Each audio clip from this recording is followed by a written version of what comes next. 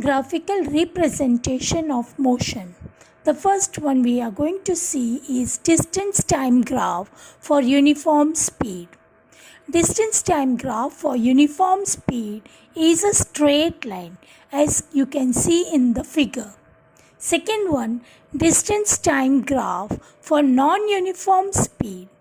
Distance time graph for non-uniform speed is obtained in the form of a curve.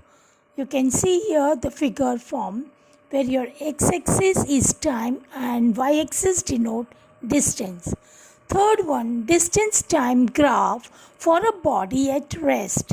So, distance time graph for a body at rest is a straight line parallel to the time axis or the x-axis. What are the uses of graphical study of motion? The nature of motion of a body can be easily studied from its graphical representation. So we are using the graphical representation of motion. Here time is plotted on x-axis while distance or velocity is plotted along y-axis. Graphs give more detailed information about the nature of motion than when motion is expressed in tabular form. Now we see the uses of graph. From distance time graph, the position of the body at any instant of time can be determined. Distance covered by the body during particular interval of time can be seen from the graph. The velocity of the body at any instant of time can be determined. By simply looking at the graph, one can tell whether the motion is uniform or not. Slope of velocity time graph gives the acceleration of the body. Graphs are very useful for comparing the motion of two moving bodies. Distance time graph easily tells when and where one body crosses the other body. So graph is very important in motion.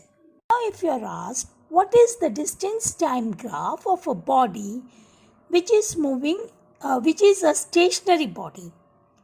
So distance time graph can help you to show whether the motion of the body is stationary, a body moving with uniform velocity, and a body moving with non-uniform velocity. Graph of velocity time. Velocity time graph for uniform acceleration is a straight line. Velocity time graph for non-uniform acceleration is a zigzag line. So distance time graph, here distance time graph shows the change in position of the object with respect to time. Linear variation is equal to uniform motion or non-linear variation implied non-uniform motion. The slope gives us the speed. Distance time graph from the figure, from the graphical figure, you can see OA implies uniform motion with constant speed as the slope is constant. AB in the body is at rest as the slope is 0. B to C is non-uniform motion. So this distance time graph gives you about uniform motion, constant motion and non-uniform motion. O to A is a uniform motion. A to B is at rest, stationary motion, and B to C is non-uniform motion. See velocity time graph.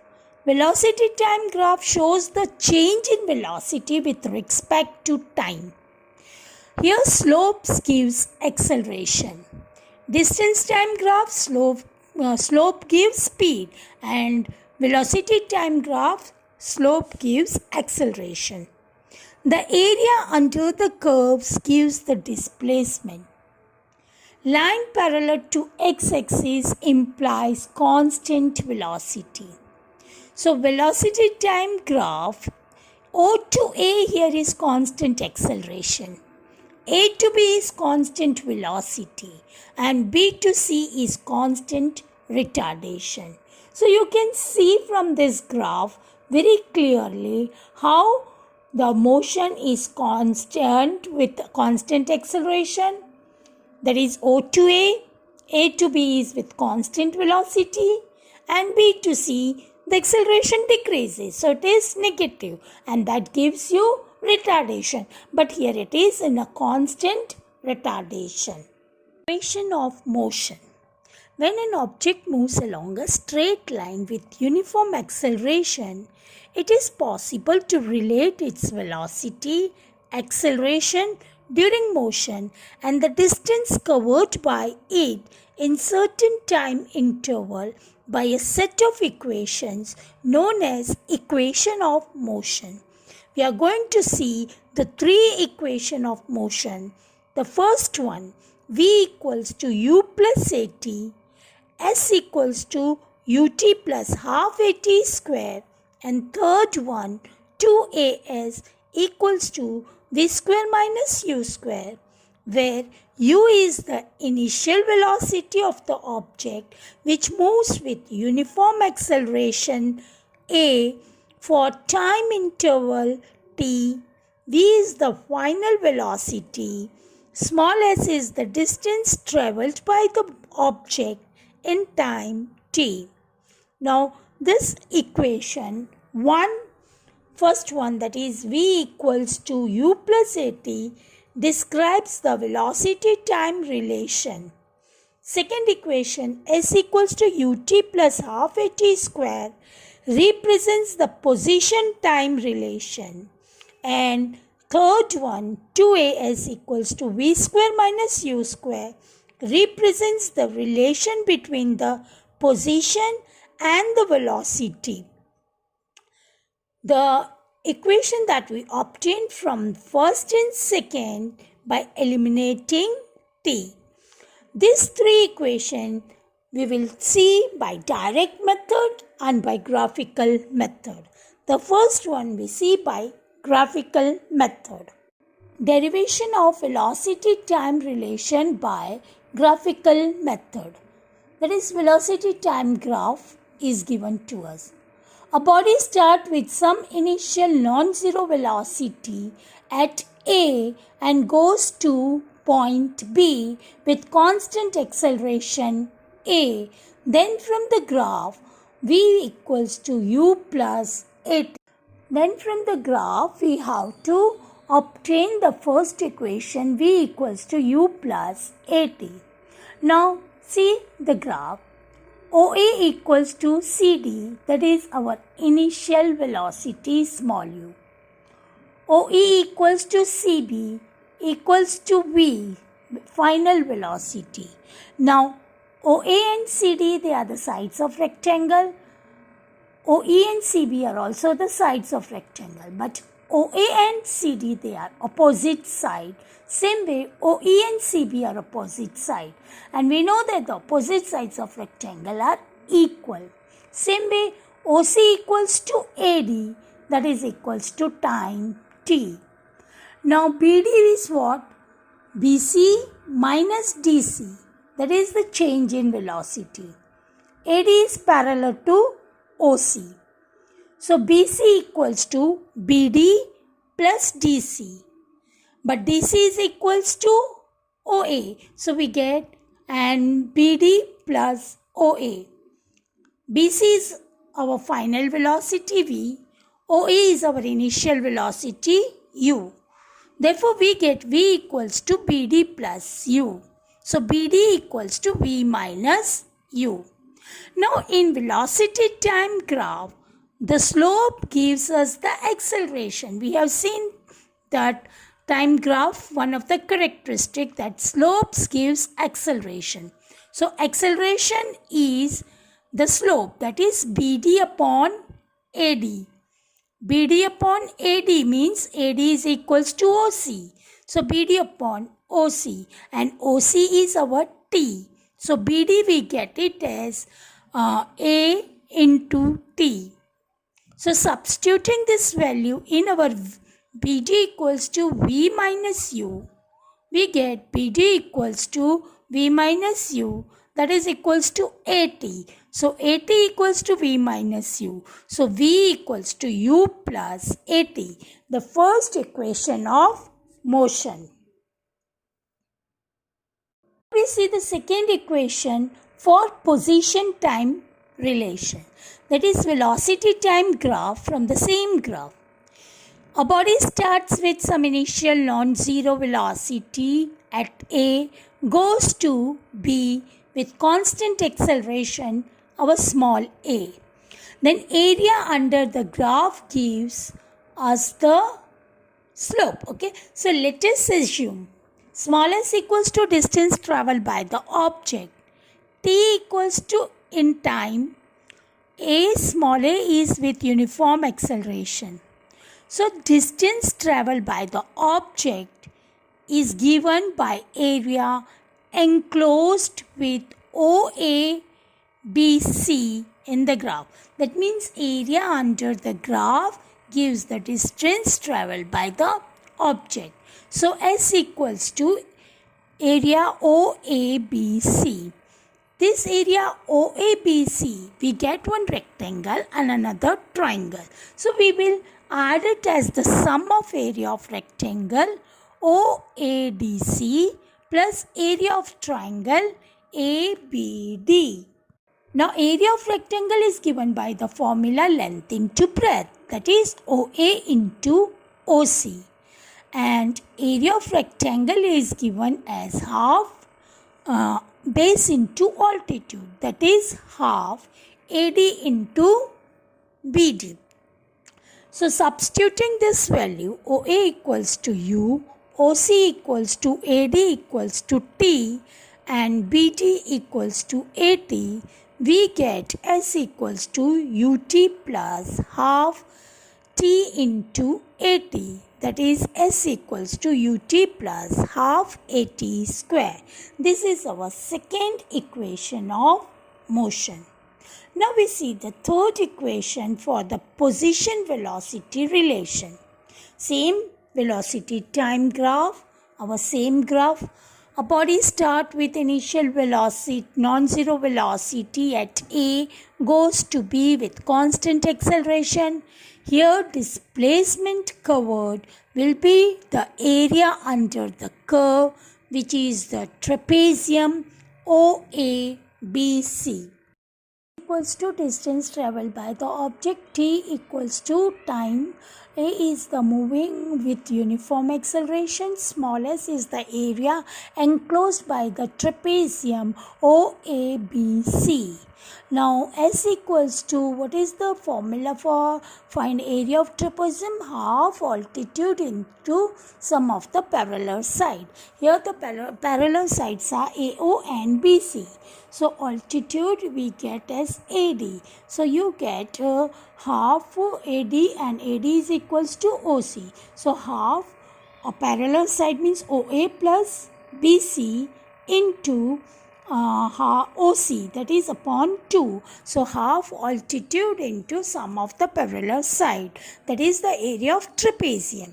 Now replacing the value of OA equals to U, BC equals to small v, OC equals to time t, we get S equals to U plus V upon 2 into t.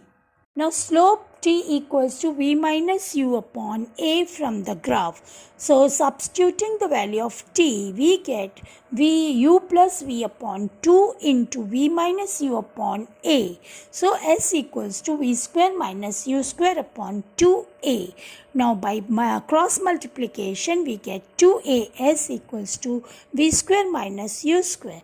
That is the third equation of motion by the graphical method. Very important for exam point of view. Now the last topic is uniform circular motion. When the velocity of object changes, we say that the object is accelerating. The change in the velocity would be due to change in its magnitude or the direction of motion, or both. If an object moves in a circular path with uniform speed, its motion is called uniform circular motion. Velocity is changing as direction keeps changing. Here, the acceleration is constant. We can see the example.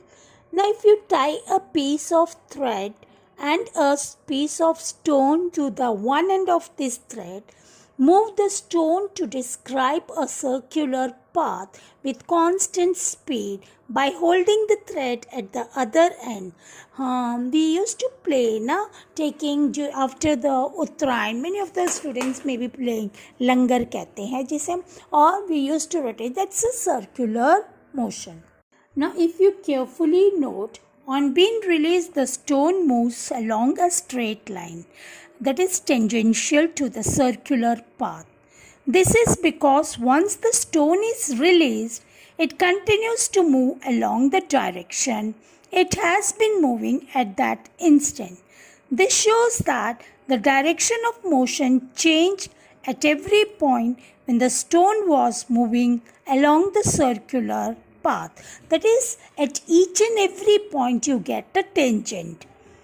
When an athletic throws a hammer or a discus in a sport meet, he or she holds the hammer and discus in his hand or her hand and gives a circular motion by rotating his or her own body. Once released in the desired direction, the hammer or the discus moves in the direction in which it was moving at the time when it was released, just like the piece of stone in the activity or example I showed you. There are many more familiar examples of the object moving under uniform circular motion, such as the motion of moon and the earth, a satellite in a circular orbit around the earth, a cyclist on a circular track at a constant speed, and so on. So, the summary, we complete this chapter here. The summary or what we have learned, we will go through it. Motion is a change of position. It can be described in terms of distance moved or the displacement. The motion of an object could be uniform, non-uniform, depending on whether its velocity is constant or changing. The speed of the object is the distance covered per unit time and velocity is the displacement per unit time. The acceleration of the object is the change in velocity per unit time. Uniform and non-uniform motion of object can be seen through the graph. The motion of the object moving with uniform acceleration can be described with the help of three equations, namely v equals to u plus at, s equals to ut plus half at square, 2as equals to v square minus u square, where u is the initial velocity of the object which moves with uniform acceleration a for time t, v is its final velocity, and s is the distance it travelled in time t. And the last one, if an object moves in a circular path with uniform speed, its motion is called uniform circular motion. With this, we complete the chapter.